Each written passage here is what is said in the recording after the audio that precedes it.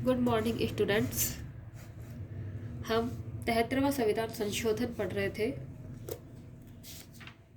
जिसमें हमने 73वें संविधान संशोधन में ये जाना कि यह खंडनों में है और अनुच्छेद 243 से 243 अ तक है और 11वीं अनुसूची इस अधिनियम के तहत जोड़ी गई और उसमें 29 कार्य पंचायती राज व्यवस्था के लिए लिखे गए और इसकी विशेषताओं में हमने इसके ग्राम सभा के बारे में जाना। इसके अलावा यह त्रिस्तरीय प्रणाली है, ये भी हम जान चुके हैं। सीटों के आरक्षण के बारे में हमने पढ़ा। पंचायतों का कार्यकाल जो 5 वर्ष का है और इस अवधि से पूर्व भी पंचायत विघटित हो सकती है, इसके बारे में हमने जाना। इसके अलावा हम राज्य निर्वाचन आयोग के बारे में भी पढ़ चुके हैं, जो कि पंचायती राज व्यवस्था के चुनाव करवाती है। और हमने पढ़ा वित्त आयोग, जो कि राज्यपाल हर 5 साल के पश्चात गठित करता है, जो कि पंचायतों की वित्तीय स्थिति की समीक्षा करता है। आज हम पंचायती राज व्यवस्था में 73वें संविधान संशोधन द्वारा जोड़ी गई 11वीं अनुसूची के बारे में पढ़ेंगे।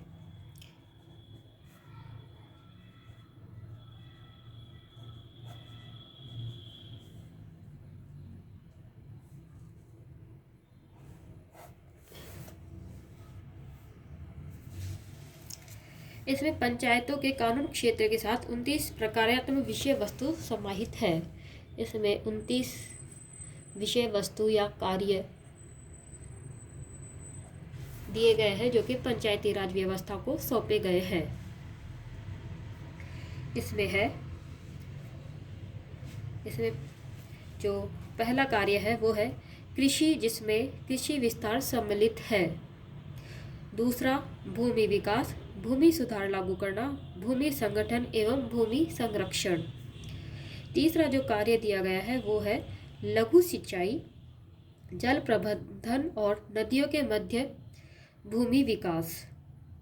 फिर चौथा जो कार्य दिया गया है वो है पशुपालन, दुग्ध व्यवसाय तथा मत्स्य पालन। पांचवा कार्य दिया गया है मत्स्य उद्योग। छठा कार्य वन जीवन तथा कृषि खेती वनों में। सातवां कार्य दिया गया है लघु वन उत्पत्ति। आठवां लघु उद्योग, जिसमें खाद्य उद्योग सम्मिलित है। नौवां कार्य खादी, ग्राम एवं कुटीर उद्योग। 10वां कार्य है ग्रामीण विकास। 11वां दिया गया है पीने वाला पानी। 12वां कार्य है ईंधन तथा पशु चारा। 13वां कार्य सड़कें, पुलों, तटों, जल मार्ग तथा अन्य संचार के साधन। 14वां कार्य है ग्रामीण विद्युत, जिसमें विद्युत विभाजन समाहित है। 15वां गैर परंपरागत ऊर्जा स्रोत।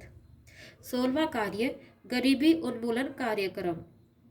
17वां कार्य दिया गया है प्राथमिक और माध्यमिक शिक्षा संबंधी विद्यालय। 18वां यांत्रिक प्रशिक्षण एवं व्यावसायिक शिक्षा। 19वां जो कार्य दिया गया है वो है वयस्क एवं गैर वयस्क औपचारिक शिक्षा। 20वां कार्य पुस्तकालय। 21वां कार्य दिया गया है सांस्कृतिक कार्य। 22वां कार्य बाजार एवं मेले। 23वां कार्य स्वास्थ्य एवं स्वास्थ्य संबंधी संस्थाएं, जिनमें अस्पताल, प्राथमिक स्वास्थ्य केंद्र तथा दवाखाने शामिल हैं। 24वां कार्य पारिवारिक समृद्धि। 25वां कार्य है महिला एवं बाल विकास। 26वां कार्य सामाजिक समृद्धि, जिसमें विकलांग एवं मानसिक रोगी को समृद्धि निहित है। 27वां कार्य कमजोर वर्ग की समृद्धि, जिसमें विशेषकर अनुसूचित जाति एवं अनुसूचित जनजाति वर्ग शामिल है। 28वां कार्य लोक विभाजन पद्धति और 29वां जो कार्य दिया गया है वो है सार्वजनिक संपत्ति की देखरेख। 11वीं अनुसूची में ये 29 कार्य पंचायती राज व्यवस्था को दिए गए हैं। इनसे संबंधित ये 29 विषय जो है, उनसे संबंधित कार्य पंचायती राज व्यवस्था ग्राम पंचायतों अपनी पंचायतों में करेगी। पंचायती राज के वित्तीय स्रोत।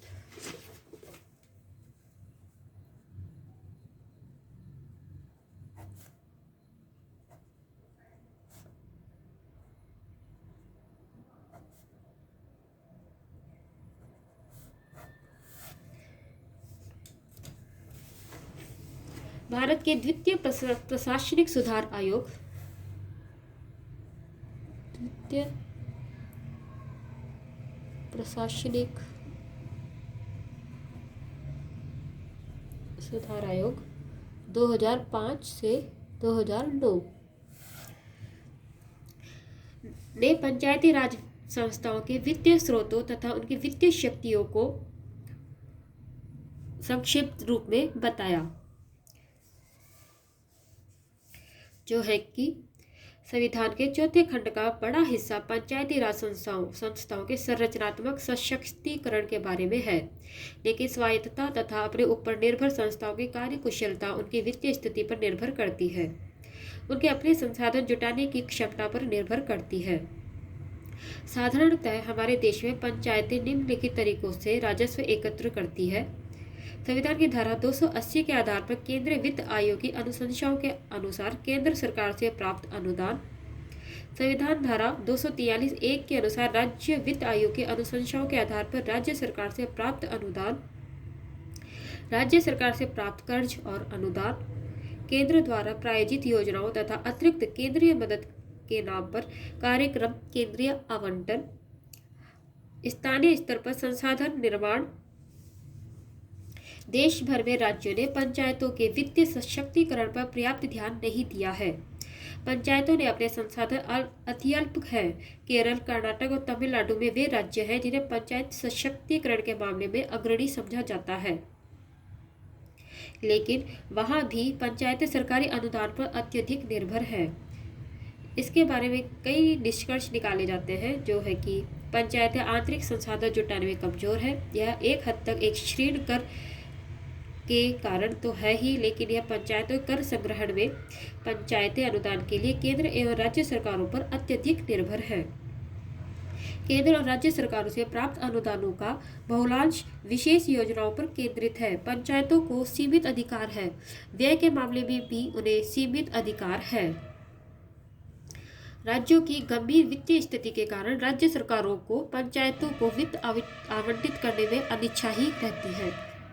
11वीं अनुसूची के अहम विषयों प्राथमिक शिक्षा, स्वास्थ्य सेवा, जलापूर्ति, स्वच्छता, लघु सिंचाई आदि से संबंधित योजनाओं तथा उन पर होने वाले व्यय पर आज भी राज्य सरकारें ही सीधे सीधे जिम्मेदार हैं। कुल मिलाकर स्थिति यह है कि पंचायतों के पास जिम्मेदारी बहुत है पर संसाधन बहुत ही कम है।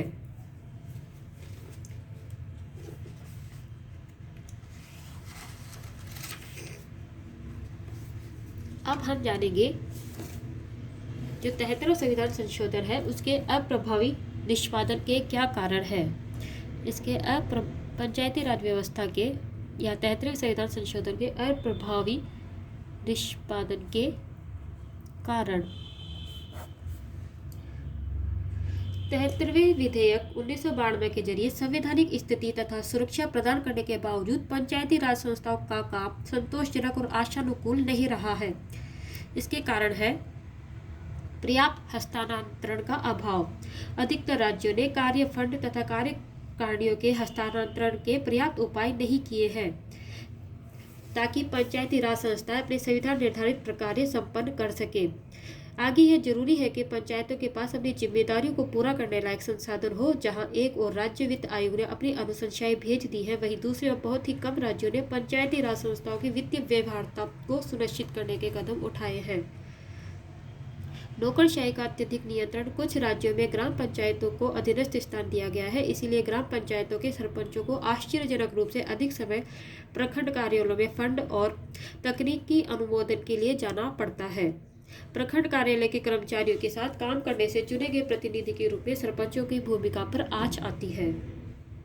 फंडों की प्रकृति।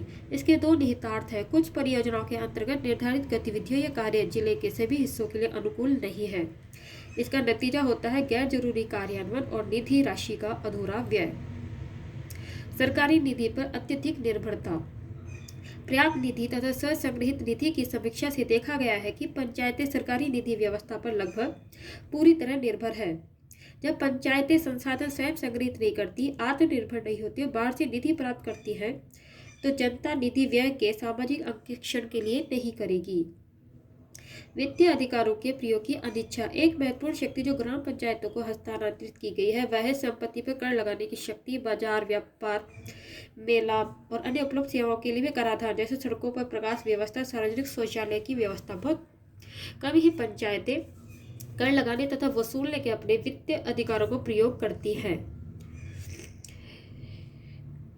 इसके अलावा अप्रभावी निष्पादन के कारणों में ग्राम सभा की स्थिति भी होती है, जिसमें ग्राम सभाओं के सशक्तिकरण, पारदर्शिता, जवाबदेही, वंचित समूह की भागीदारी के मामले एक सशक्त प्रभावकारी हथियार होते हैं। इसके अलावा ग्राम पंचायतों में पूर्णकालिक सचिव नहीं होते, अतः ग्राम पंचायतों की कमजोर संरचना भी इसके प्रभावी निष्पादन में कमी करती है।